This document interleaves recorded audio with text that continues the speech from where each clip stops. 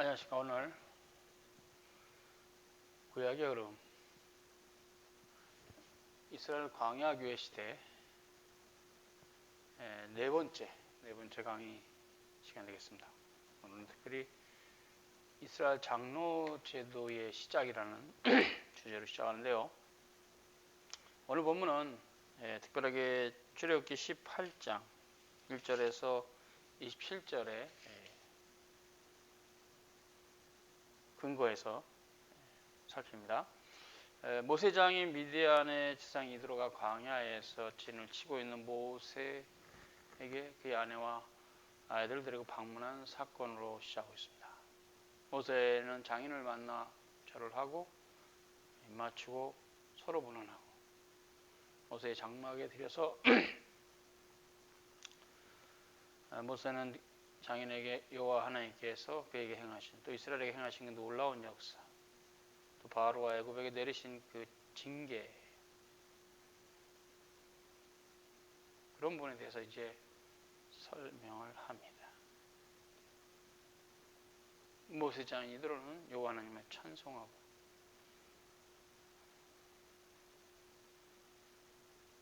함께 모세장인 이드로가 번제물과 희생제물을 하나님께 가져와서 아론과 이스라엘 모든 장로가 와서 모세의 장인과 함께 하나님 앞에 떡을 먹습니다. 출애굽기 18장 12절이죠.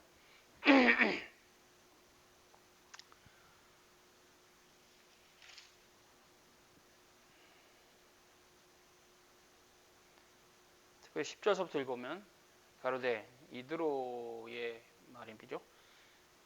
여호와를 찬송하리로다. 너희를 애굽 사람의 손에서와 바로의 손에서 건져내시고 백성을 애굽 사람의 손 밑에서 건지셨도다. 이제 내가 알았도다. 여호와는 모든 신보다 크심으로 이스라엘에게 교만히 행하는 그들을 이기셨도다 하고 모세 장인 이드로가 번제물과 희생을 하나님께 가져오매 아론과 이스라엘의 모든 장로가 와서 모세의 장인과 함께 하나님 앞에서 떡을 먹으니라. 오늘 본문에 보면 출애굽기 18장 12절에 장로가 언급되고 있습니다.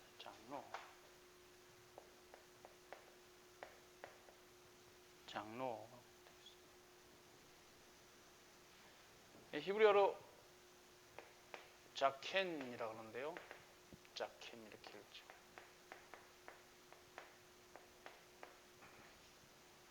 그것에 대한 70인경이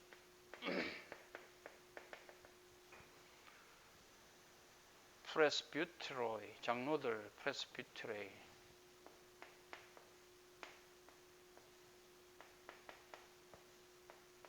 그래서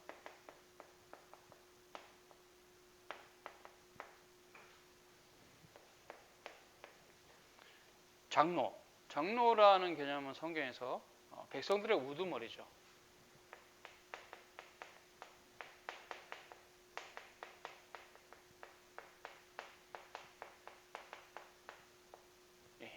그런 의미예요. 자켄, 원로라는 뜻도 있고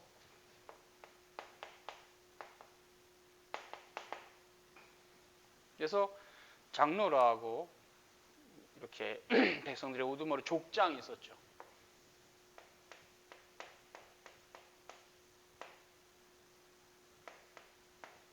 대표적으로는 이스라엘의 12지파의 족장이 있었어요. 이스라엘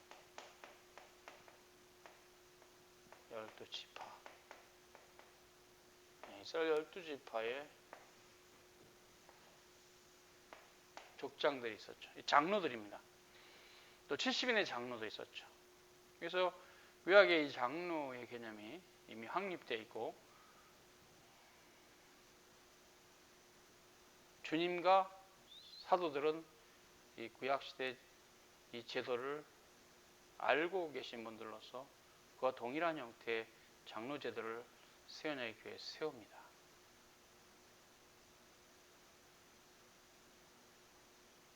왜냐하면 요한계시록에 말한 바 예수 그리스도께서 24장로의 머리가 되시는데 어린 양이신 예수님께서 그 24장로의 머리가 되신 예수 그리스도가 신구약 전체를 포괄하는 하나님 나라의 임금이시기 때문에 그래서 결국 장로의 개념은 구약이나 신약에서 피할 수 없는 중요한 교회 정치 제도입니다. 성경적이죠. 장로 제도가.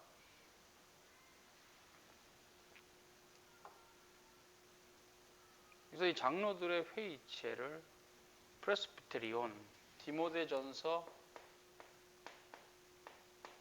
4장이 있는데요. 4장 14절에 있습니다.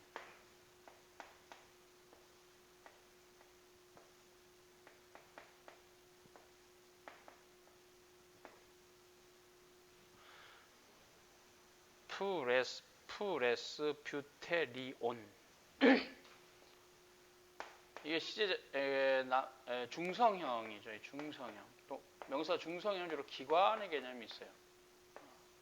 생명체가 아니니까. 프레스비테로이 이건 남성형인데 문법이 이건 중성형, 이건 기강에서 프레스비테로이 장로들이 모이는 곳 프레스비테리온 장로회죠. 이게 장로.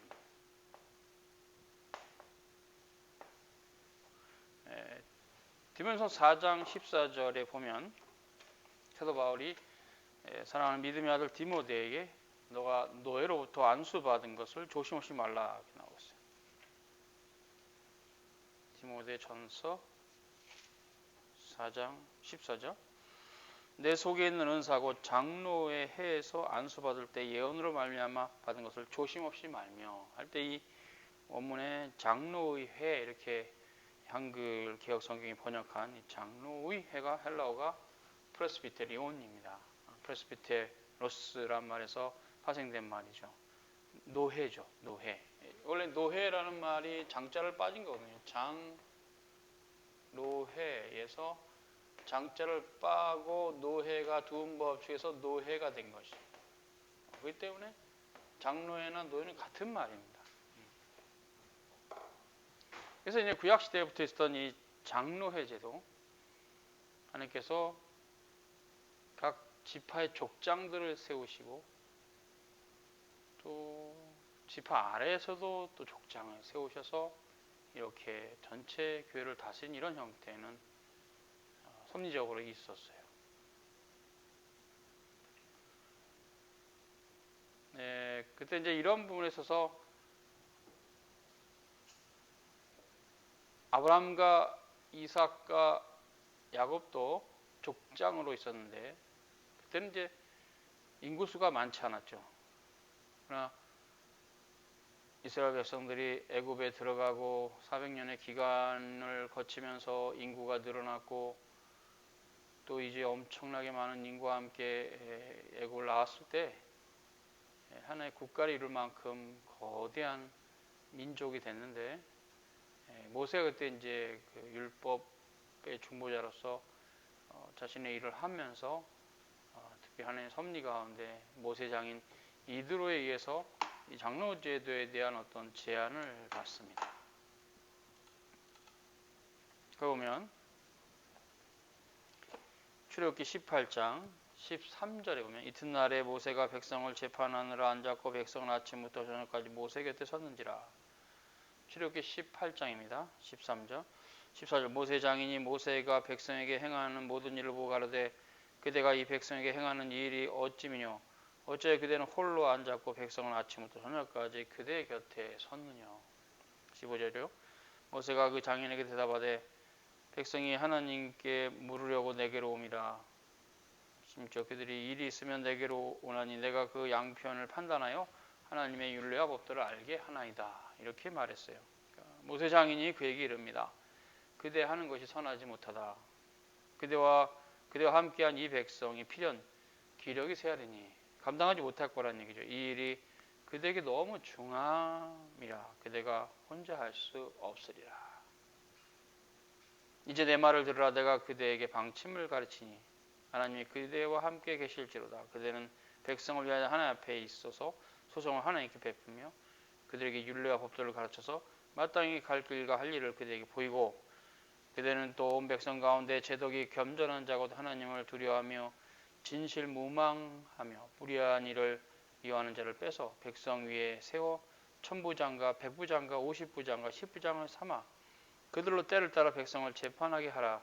무릇 큰 일이면 그들에게 베풀 것이고 작은 일이면 그들이 스스로 재판할 것이니 그리하면 그들이 그대와 함께 담당할 것인즉 일이 그들에게 쉬우리라. 장로제도에 대한 어떤 형태가 좀 있는데요. 그 의미는 일단 모세가 모든 일을 혼자 할 수 없었어요. 만약 그렇게 되면 나중에는 모세가 감당할 수가 없고 이스라엘 백성들이 할 일은 많고 그러니까 이스라엘 백성들을 이끌어야 될 어떤 일들은 너무 많은데 모세가 혼자 못하고 이러다 보면 모세도 기력이 세하고 그 일을 분명히 처리를 해야 되는데 처리가 안 돼서 힘든 이스라엘 백성들이 있게 되기 때문에 그대와 이 백성이 함께 필연 기력이 세할 것이다. 심각하게 된다는 얘기죠. 그래서 이제 여기서 이런 이드로 모세 장인의 권면을 따라서 모세가 24절에 자기 장인의 말을 듣고 그 모든 말대로 하여 이스라엘 무리 중에 제덕이 겸전한 자를 빼서 그들로 백성의 두목 이래죠. 두목이 나오죠. 우두머리 두목과 천부장과 백부장과 50부장과 10부장을 삼았다. 25절입니다. 그들이 때를 따라 백성을 재판하되 어려운 일은 모세에게 베풀고 쉬운 일은 스스로 자단 재판했다는 거죠. 모세가 그 장인을 보내니 그가 자기 고향으로 돌아갔다 가니라. 여기서 이제 이스라엘의 장로 제도의 시작이 있는데요.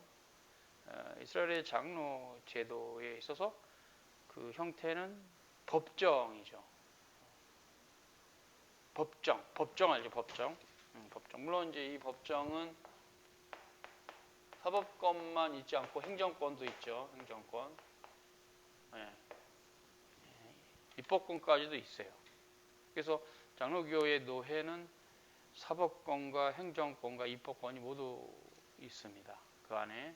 그래서 사법권은 법정의 역할, 행정권은 목사를 세우는 역할을 노회가 하죠. 예, 그게 성경적입니다. 사도시대부터 있었던 거예요.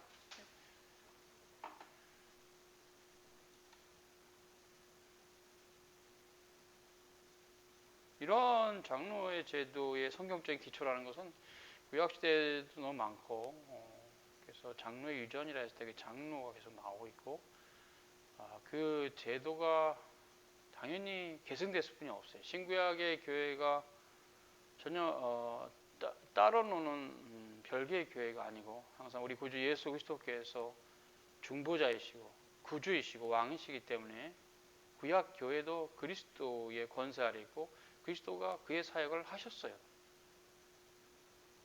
성경에 많아요. 그래서 우리가 뭐 이렇게 여호와의 사자로 모세에 나타나신 분이 그리스도고 또 아브라함과 식사하셨던 그런 분도 그리스도가 나타나신 거죠. 그때도 여호와의 사자죠. 여호와의 군대 장관으로 나타나시고 이렇게 해서 예수 그리스도께서 구약 시대에도 여전히 구속 사역을 행하셨기 때문에 히브리서 기자는 예수 그리스도는 어제나 오늘이나 동일하시다. 어제는 구약이고 오늘은 신약을 말하죠. 동일하다는 거죠. 변함이 없다는 거죠. 그래서 이런 분간에서 우리가 신구약 실체 통일성의 교리를 이해한다면 이스라엘 장로 제도가 당연히 새 언약의 사도시대 이후의 교회 정치 제도가 될 것은 자명한 겁니다. 그래서 이제 이런 부분들은 우리가 봤을 때 그럼 어떻게 새 언약의 교회는 이것을 받는가? 사도들이 그런 원리를 알고 있었고 주님으로부터 명령을 받았고 그래서 교회를 세울 때 항상 그 지역의 교회가 세워지면 장로회로 세워요. 그래서 그 교회 안에 각자 다양한 크기의 엄청 크지는 않겠지만 적당한 크기의 교회들이 회집해서 모여 있으면 사도들은 장로들을 세워서 그들을 보내고 그들이 거기서 가르치고 또 사도들에게 돌아가서 보고하고 이렇게 해서 노예 제도가 사도 시대에 있었어요. 사도들은 또 전도를 하러 가야 될 사람들이죠. 그래서 다른 교회를 또 갑니다. 다른 지역을 또 순방하기도 하고 새로 개척도 해야 되니까 사도들은 그렇게 순회 전도자로서 그들의 일을 하셨다면 교회 장로들은 또 그 교회에서 생활을 했었고 자랐고 그런 분들이 장로가 돼서 그 교회를 계속 지키면서 그렇게 사도시대의 교회가 장로교회로 굳건히 서서 갔어요. 이런 부분에 있어서 교회 열세권도 이미 예수님께서 사도들에게 맡기셨고 사도들이 그것을 장로에 맡기고 그분들이 떠났고, 그런 떠났다 해서 사도들이 살아있을 때는 그 권세가 아예 사라진 게 아니라 항상 사도들이 갖고 있으면서 장로에 맡겨서 이 일을 처리하게 하고 본인들도 장로들로서 그 일을 처리하고 이렇게 해서 하나님의 교회가 든든히 서갔습니다. 이것은 교부 시대에도 계속 연결이 돼요. 그래서 교부 시대에서 감독이라 했을 때 성경의 원리를 보면 그 감독이 실은 장로들입니다. 장로와 감독은 그렇게 크게 분리되는 개념은 아니에요.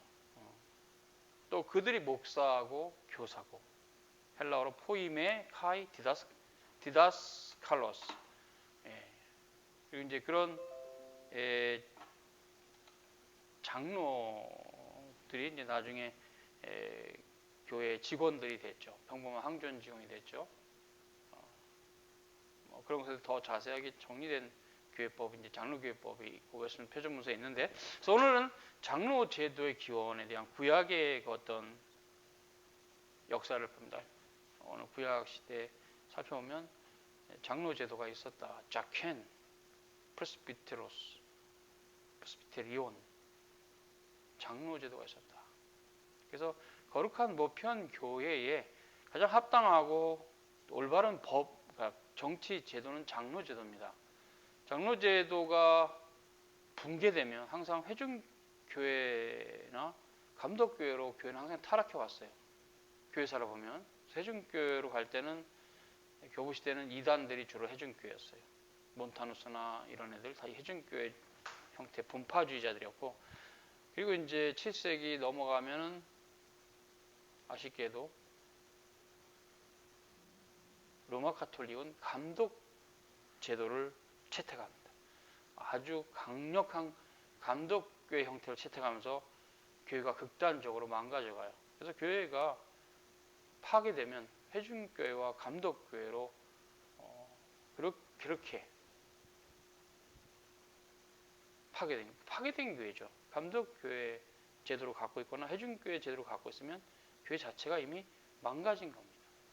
그래서 하나님의 말씀으로부터 벗어나면 교회는 항상 회중교회 아니면 감독교회로 갔다. 그래서 교회사가 증거하고 있는 사실 자체다. 팩트다라는 사실 우리가 기억하시기 바랍니다. 그래서 장로제도는 그렇게 쉽게 이해할 게 아니고 많이 생각하면 굉장히 중요한 교회를 보존하는 제도며 사도시대부터 굉장히 가장 역사적 전통이 오래된 교회 제도고 성경적인 제도다, 이렇게 볼 수 있습니다. 수고하셨습니다.